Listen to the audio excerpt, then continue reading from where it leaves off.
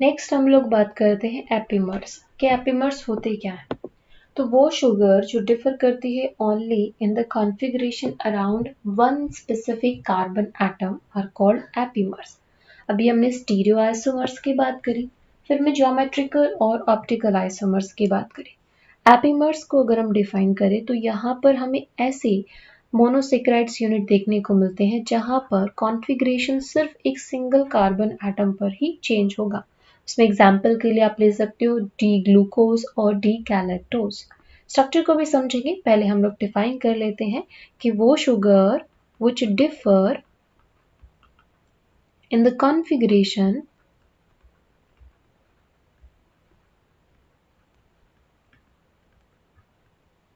around one specific carbon atom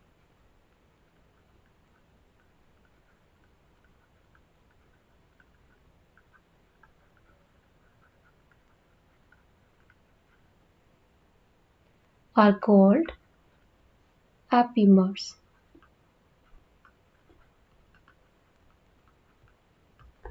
right, example के लिए हम ले सकते हैं डी ग्लूकोज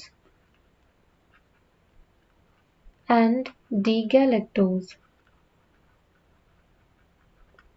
डी फॉर्म और एल फॉर्म के बारे में तो अभी हमने पढ़ा कि वो स्टीरियोआइसोमर जिसमें हाइड्रोक्सिल ग्रुप की ओरिएंटेशन चेंज होते हैं लेफ्ट और राइट साइड पर, उसके ऊपर डिपेंडिंग हम लोग कहते हैं कि हमारा जो पर्टिकुलर मोनोसेक्राइड है वो डी फॉर्म में एग्जिस्ट करेगा या एल फॉर्म में।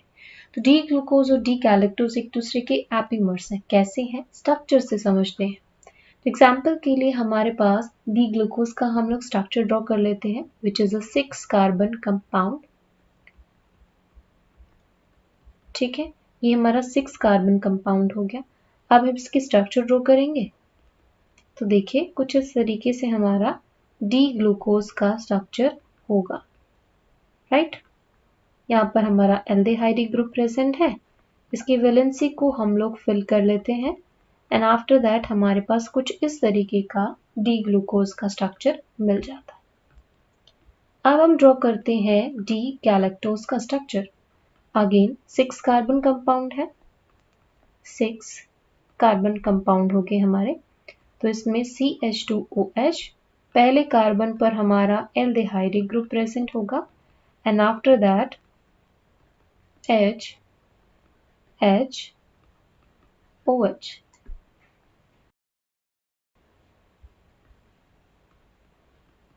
वैलेंसी पूरी कर लेते हैं एंड ये हमारे पास स्ट्रक्चर हो गई।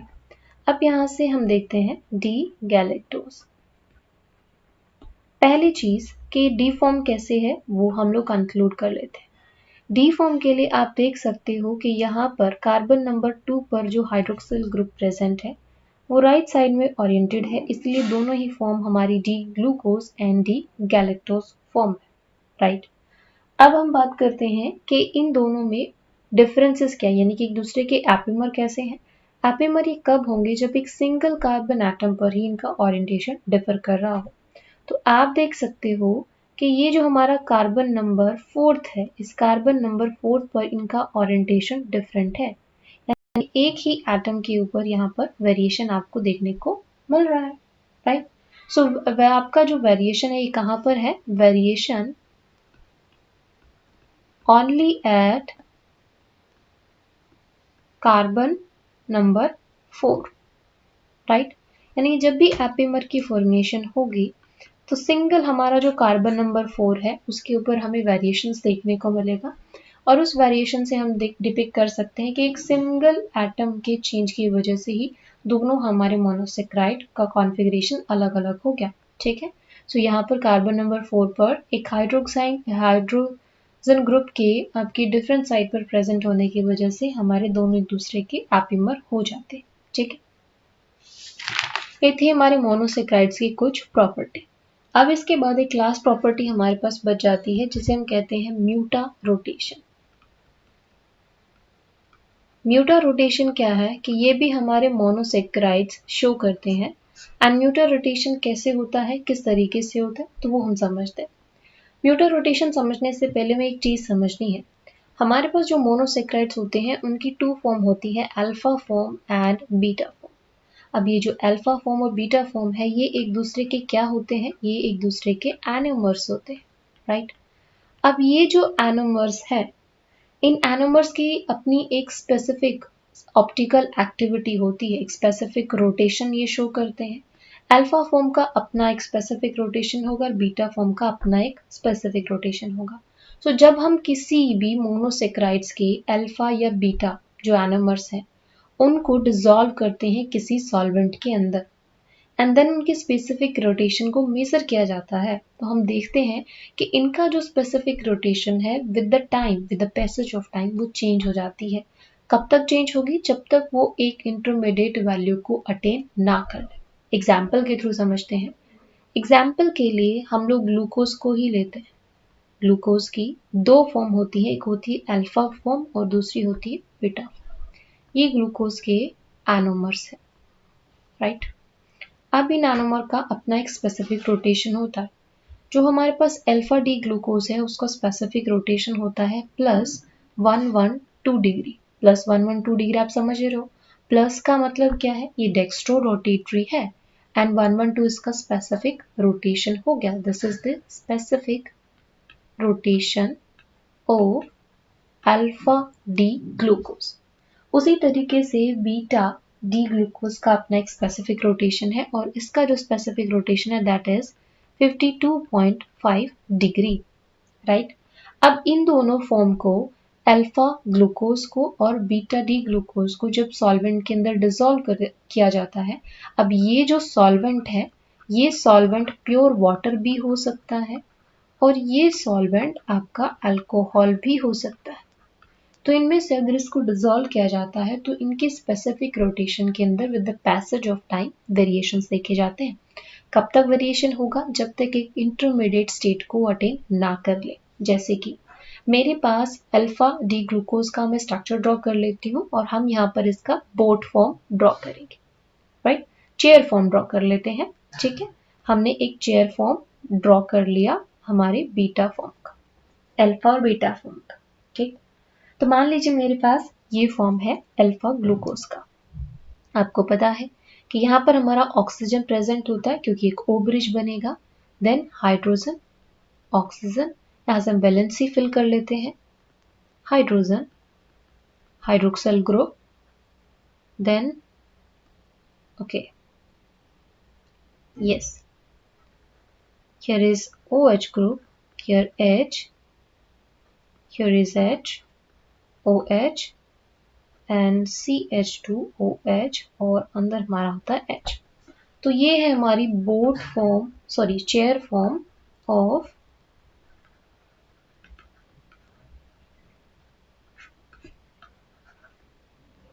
Alpha D glucose, right.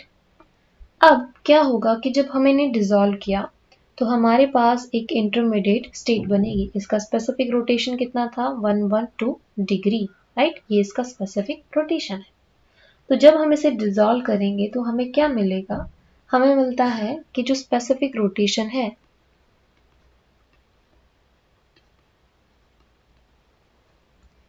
changes over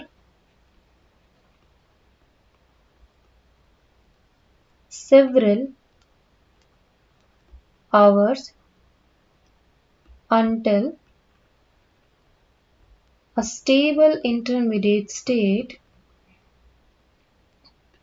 या a stable value of +52.5 degree attain ना कर ले। यहाँ से आप करेक्ट कर लीजिए कि बीटा डी ग्लूकोज फॉर्म का जो स्पेसिफिक रोटेशन है वो आपका +18.7 डिग्री होता है, ना कि +52, क्योंकि 52 जो है वो एक इंटरमीडिएट फेस होता है। इसी चीज को हम लोग बीटा डी ग्लूकोज को यहाँ से ड्रॉ कर लेते हैं। तो हम लोग यहाँ से क्या कंक्लूड करते हैं, पहले हम लोग एक चेयर फॉर्म ड्रॉ कर लेते हैं, राइट। यहाँ पर हमारा O प्रेजेंट होगा, O ब्रिज प्रेजेंट होगा, here is OH group, H group, H, OH, H, OH, H, OH, CH2OH and H. So this is the chair form of beta D glucose, right? जिसका specific rotation है 18.7 degree. तो यहाँ पर हम क्या देखते हैं कि जब इनको वाटर में डिसॉल्व किया जाता है तो इनका स्पेसिफिक रोटेशन एक इंटरमीडिएट स्टेट को अटेन कर लेता है, दैट इज प्लस 52.5 डिग्री। ठीक है, तो this is called the mutarotation, जो कि स्पेसिफिक मोनोसेक्राइड्स के द्वारा ही शो करी जाती है। आई होप गाइस आपके लिए हेल्पफुल रहेगा ये लेसन, आपको समझ में आया होगा। कोई भी डाउट रहता है मुझे कमेंट सेक्शन में बताइए। And thank you so much for watching this video.